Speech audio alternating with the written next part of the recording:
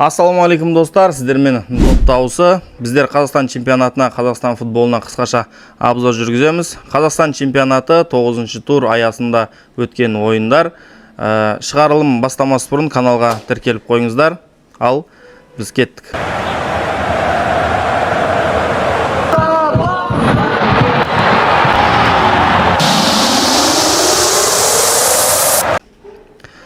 Тоғызыншы тур ең алдымен Оқжетпес өз алаңында Атырауды қабылдады.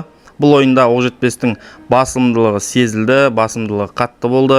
Ойын барысында екі команданың да есеп ашатын мүмкіндіктері болды. Айта кететін болсақ, Оқжетпес сапында ойнаған Владислав Васильев 1 метр жерден гол саламады. Қалай гол саламады? Әлі миға қонымсыз, әлі қорыта алмай жатырмыз. Атыраудың да гол салатын моменті болды. Ойынның 75-ші минутында шабуылшыға келген доп баспен соққы ұрып еді, бірақ кішкене жетіспеді, өзінің мүмкіндігін толықтай пайдалана алмады.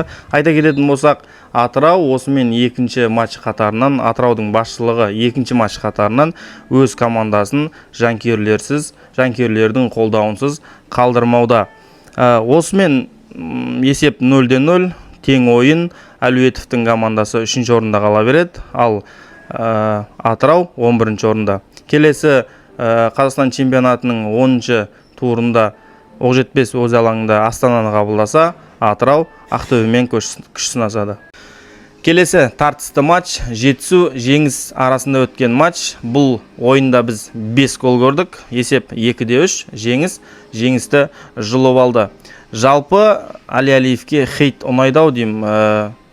Қанша хейт айтқан сайын Алиевтің командасы қатты ойнап бара жатыр, өз ойынын тапты. Осы жеңістің арқасында Алиевтің кетуі туралы әңгіме тоқтады. Ойынға келетін болсақ, ойынның 7-ші минутында Адилио екі қорғаушының арасынан өтіп, қақпашыдан айласын асырып кетті. Көп ұзамай Лука Имнадзе араға 7 минут салып есепті еселеді. Ойынның 15-ші минутында Сағдат Тұрсынбайдың қателігін жақсы пайдаланған Жетісу ойыншысы Анарбеков есеп айырмасын қысқартты. Ардагер ойыншы Серікжан Мужиков ғаламат гол салды. Ғаламат гол салып қана қоймай, сәлемдеме жолдады. Бұл сәлемдеме кімге, не үшін біз білмейміз, бізге белгісіз. Егер сіздер біліп жатсаңыздар, комментарияға жазыңыздар, бізбен бөлісе кетіңіздер.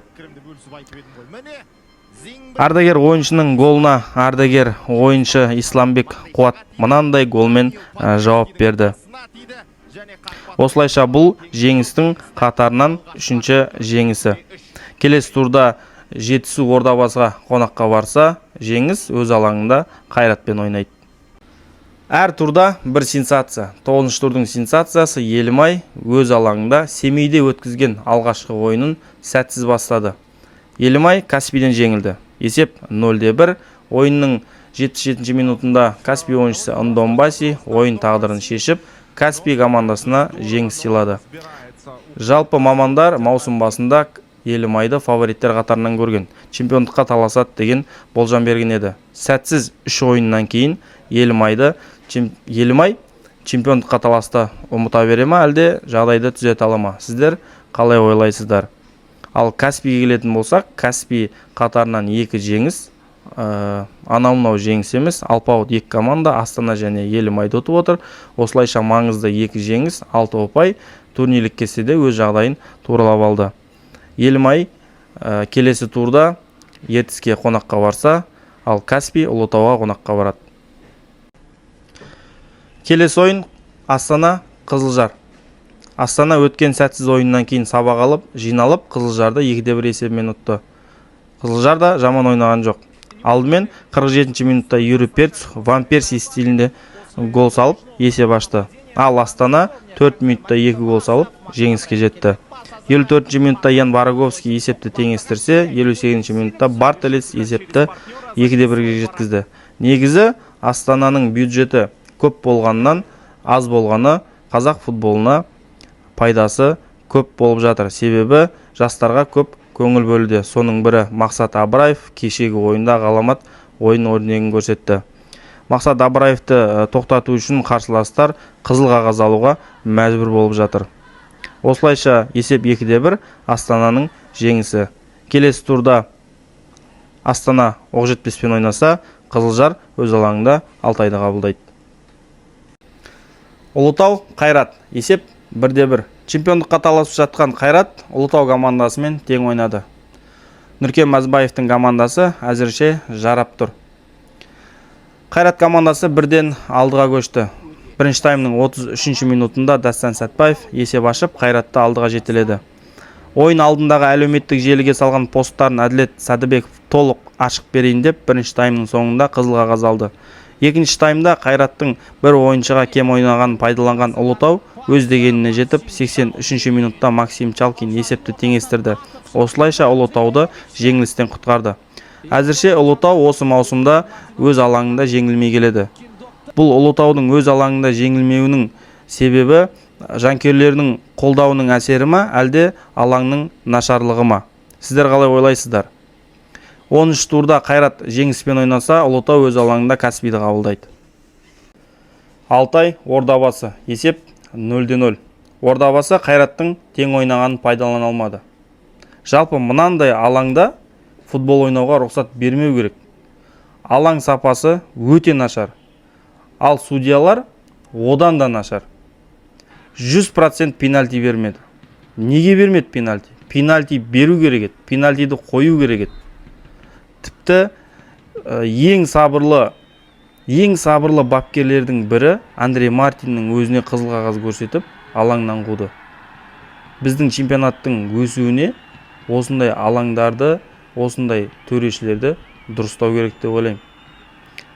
13 турда Ордабасы Жетісуды қабылдайды, ал Алтай Қызылжарға қонаққа барады. Ақтөбе Қайсар есеп 3-0. Негізі біздің чемпионаттағы жұлдызды ойыншылар Виктор Мозес пен Луиш Нанидің текетіресін көреміз бе деп едік. Алайда бұл екі ойыншы да алаңға шықпады. Луиш Нани ойын алдында аздап жарақат алса, ал Виктор Мозес бейресми ақпаратқа сүйенсек, өз елінде киноның түсіріліміне кетті дейді. Жалпы ойынға келетін болсақ, есеп 3-0. 49 минутта Алиер Мұхаммед өз қақпасына гол салып, Ақтөбені алға шығарды. Ойынның 79 минутында Латурнус пен Киікбаев ойынға араласып, Ақтөбенің ойынын мүлде өзгертті. 89 минутта Шучиначев есепті еселесе, ойынның 93 минутында Жұмабек өз қақпасына гол салып, есепті 3-0 қылды. Осы жас ойыншылардан кейін біздің чемпионатқа, біздің премьер-лигаға қымбат легионерлер керек па? Келесі турда Ақтөбе Атырауға қонаққа барса, Қайсар өз алаңында Тобылды қабылдайды. 9-шы турдан кейін турнирлік кесте осындай. Сіздің сүйікті командаңыз қай орында? Комментарияға жазып, лайк басып, каналға тіркелуді ұмытпаңыздар. Естеріңізге сала кетейік, осы 9-шы турдан кейін бізді Қазақстан кубогы 1-4 ойындар өтеді. Назарларыңызға рахмет. Сіздермен бірге болған доп дауысы.